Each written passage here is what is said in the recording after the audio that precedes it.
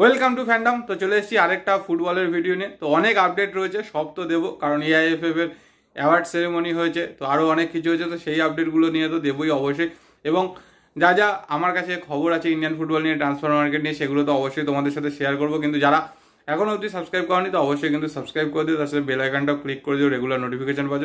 আর যারা ট্রায়ালের বা টুর্নামেন্টের আপডেট জানতে চাও তো অবশ্যই কিন্তু আমাদের ইনস্টাগ্রাম এবং ফেসবুক পেজটা ফলো করো। ওখানে স্টোরিতে কিন্তু আমরা সব টুর্নামেন্ট বা ট্রায়ালের আপডেটগুলো কিন্তু পোস্ট করে থাকি।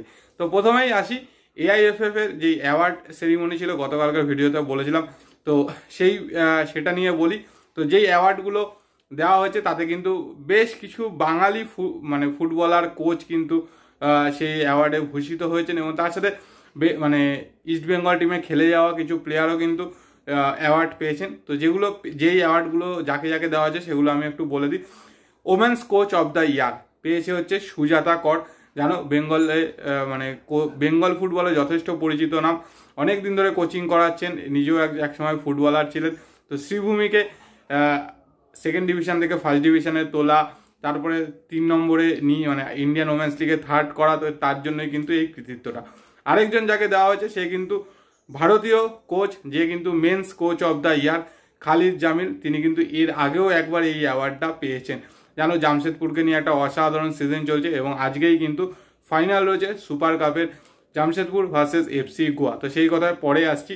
এরপরে আসি promising women's player of the year পেয়েছে হচ্ছে থইবিসানা চানু।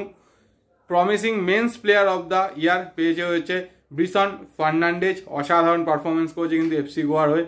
এআইএফএফ এর বেস্ট ওমেন্স গোলকিপার পেয়েছে পান্থই চানু, ইস্টবেঙ্গল ওমেন্স টিমের হয়ে কিন্তু IWL champion. Best men's goalkeeper হচ্ছে ভিশাল কেত, পাবে, এটা জানা কথাই ছিল।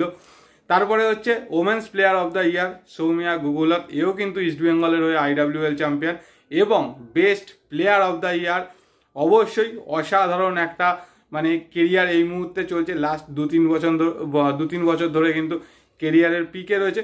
আর পরপর 2 বছর আইএসএল শিল্ড চ্যাম্পিয়ন এবং league champion Subhasish Bose, Mohun Bagan super জায়েন্টের ক্যাপ্টেন। তো অসাধারণ কৃতিত্ব কিন্তু একটা, ওকেই কিন্তু এআইএফএফ এর men's player of the year দেওয়া হয়েছে। এরপরে আসি যে ইন্ডিভিজুয়াল স্টেট অ্যাসোসিয়েশনরা যেই প্লেয়ার অ্যাওয়ার্ডগুলো পেয়েছে সেগুলোর কথা। তো মোস্ট সাকসেসফুল ম্যাচ অ্যারেঞ্জ করেছেন ক্লাব কম্পিটিশনে, সেটা হচ্ছে Indian football association west Bengal.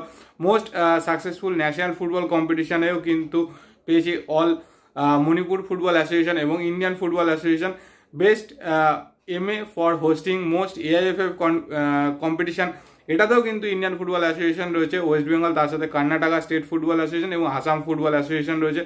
এরপরে আছে মোস্ট প্লেয়ার রেজিস্ট্রেশনে রয়েছে কিন্তু western India football association. Most player registration ওমেন্সে কিন্তু রয়েছে western India football association. Special award for MA launching new projects, সেখানে রয়েছে কেরালা ফুটবল এবং Nagaland football association. MA with most grassroot activities পেয়েছে কিন্তু western India football association. MA with most coaching courses পেয়েছে Punjab football association. জানো সবচেয়ে বেশি কোচিং লাইসেন্স কিন্তু পাঞ্জাবি করায়, মিনারভাই কিন্তু করায়। MA with most refereeing courses, তার জন্য কিন্তু অ্যাওয়ার্ড পেয়েছে কেরালা ফুটবল অ্যাসোসিয়েশন। তো এখানেও কিন্তু West Bengal Indian football association এগিয়ে রয়েছে, অনেকগুলো কিন্তু অ্যাওয়ার্ড পেয়েছে। তো এইগুলো ছিল এআইএফএফ এর এবছরের বর্ষসেরা যে অ্যাওয়ার্ডগুলো সেগুলো। এরপরে বলে রাখি যে কন্যাশ্রী কাপ কিন্তু চলছে, এবং গতকালকে কিন্তু কন্যাশ্রী কাপের একটা ম্যাচ ছিল, যেই ম্যাচটা কিন্তু ছিল ইস্টবেঙ্গল ভার্সেস সেবায়নী। সেই ম্যাচটাতে কিন্তু ইস্টবেঙ্গল 9-0 গোলে জিতেছে, এবং সেখানে ইস্টবেঙ্গলের 2জন প্লেয়ার কিন্তু হ্যাট্রিক করেছে, একজন হচ্ছে অষ্টমোড়ক এবং একজন হচ্ছে কৃতিকা। তো এই 2জন কিন্তু 3টে করে গোল করেছে, এছাড়া সন্ধ্যা 2টো গোল করেছে এবং ঋতিকা 1টা গোল করেছে। তো এই মুহূর্তে কিন্তু গ্রুপ বি থেকে টপে কিন্তু রয়েছে ইস্টবেঙ্গল ওমেন্স টিম কন্যাশ্রী কাপের। এছাড়া আরও যেই সমস্ত ন্যাশনাল ফুটবল লিগ টুর্নামেন্টগুলো চলছে সেগুলো তো চলছেই। এবং তার সাথে বলে রাখি আজকে কিন্তু সুপার কাপের ফাইনাল রয়েছে উড়িষ্যাতে ভুবনেশ্বরে, যেখানে কিন্তু মুখোমুখি হচ্ছে খালিদ জামিলের Jamshedpur FC versus FC Goa. তো যে জিতবে সে কিন্তু এএফসি কাপ যেটাকে বলা হয় বা এএফসি চ্যালেঞ্জ লিগের স্পটটা কিন্তু পাবে কোয়ালিফায়ারে। তো সেখান থেকে কিন্তু অবশ্যই খালিদ জামিল চাইবে এএফসি স্পটটাকে নেওয়ার জন্য। আর সবচেয়ে বড় জামশেদপুরের জেতার দরকার, কারণ খালিদ জামিল একজন ইন্ডিয়ান কোচ এবং তার সাথে কিন্তু বেশ কিছু প্রমিসিং ইন্ডিয়ান প্লেয়ারকে নিয়ে কিন্তু কাজ করছে, এবং জামশেদপুরের টিমে কিন্তু বেশ কিছু বাঙালি প্লেয়ারও রয়েছে, এবং সৌরভ দাস, প্রণয় হালদার, ঋত্বিক এরা কিন্তু রয়েছে। তো সেখান থেকে কিন্তু যদি জামশেদপুর ছেড়ে বাঙালি প্লেয়াররাও কিন্তু আবার একটা মানে অনেক দিন বাদে প্রচারের আলোয় আসতে পারবে, তো সেই জায়গা থেকে কিন্তু অবশ্যই একটা হাড্ডাহাড্ডি ম্যাচ হবে। তো দেখা যাক কে জেতে, কে চ্যাম্পিয়ন হয়। তো এরপরে আসি মেন যেই খবরগুলো যেটা এই মুহূর্তে মার্কেটে ঘুরছে, তো আমিও সেই খবরগুলো একটুখানি হাওয়ায় উড়িয়ে দিই। তো সেটা হচ্ছে ট্রান্সফার নিউজ। তো ট্রান্সফার নিউজ তো চলছে, গতকালকেও বলেছি কিছু, তো আবারও আজকে কিছু বলি যেগুলো এই মুহূর্তে রয়েছে, যে ইস্টবেঙ্গলে কে সাইন করলো, কে এলো না। তো ইস্টবেঙ্গলের মোটামুটি এই মুহূর্তে প্লেয়ার স্কাউটিংয়ের মেনলি ডোমেস্টিক প্লেয়ার স্কাউটিংয়ের দায়িত্ব কিন্তু দেওয়া রয়েছে থংবই সিংতোকে, এবং তিনি জানো তিনি কিন্তু সুপার কাপে উপস্থিত আছেন এবং সেখানে কিন্তু যথেষ্ট দেখছেন এবং প্লেয়ারদেরকে স্কাউটও করছেন। তারপর সেই সমস্ত প্লেয়ারের সাথে কথাবার্তা বলে আলোচনা করে হয়তো কিছু প্লেয়ারকে হয়তো সাইন করাবে বা কিছু প্লেয়ারের সাথে হয়তো নেগোসিয়েশন অবধি যাবে। কিন্তু এই মুহূর্তে এটা শোনা যাচ্ছে সেটা হচ্ছে যার সাথে বা যার প্রতি ইন্টারেস্টেড রয়েছে অস্কার, এবং সেই জন্য কিন্তু থংবই সিং তো তার খেলা নিজের সামনে থেকে দেখেছে সুপার কাপে। তো সেটা হচ্ছে বিক্রম প্রতাপ সিংকে নাকি যথেষ্ট পছন্দ রয়েছে অস্কার ব্রুনোজের। তো সেই জায়গা থেকে বিক্রম প্রতাপ সিংয়ের মতো একজন যথেষ্ট প্রমিসিং একজন প্লেয়ারকে কিন্তু চাইছে দলে, কিন্তু যদিও এটা এখনো অবধি কিন্তু জাস্ট ওই পছন্দ হয়েছে বা চাইছে ওই পর্যায়ে রয়েছে, তার থেকে অ্যাডভান্সমেন্ট কিন্তু এখনো কিছু হয়নি। তবে হ্যাঁ, যেটা খবর মুম্বাই সিটি কিন্তু বিক্রম প্রতাপ সিংকে খুব সম্ভবত রিলিজ করতে পারে।